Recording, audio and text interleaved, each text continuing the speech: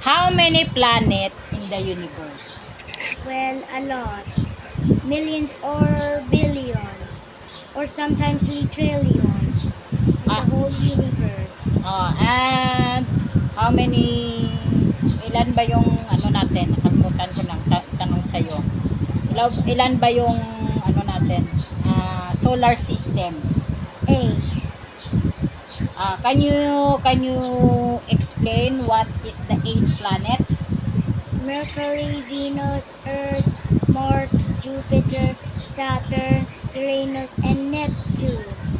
Where is the Pluto? Di ba member yan ang Pluto ng planet? Before. Why?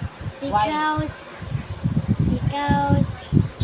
Pluto was too small that humans classify it as a dwarf planet. Oh, okay. Ayan na sa mga nagtatanong. Kasi yung anak ko, favorite niya is about sa universe. Alam niya yung mga alam niya yung about sa Earth, planet, mga star. Pwede nyo mag-comment kayo dyan o magtanong para sasagutin ng anak ko. Pero at least challenge to sa anak ko bilang isang vlogger sa YouTube.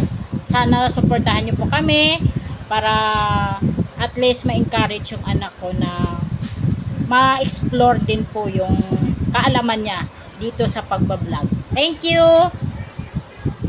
Bye-bye!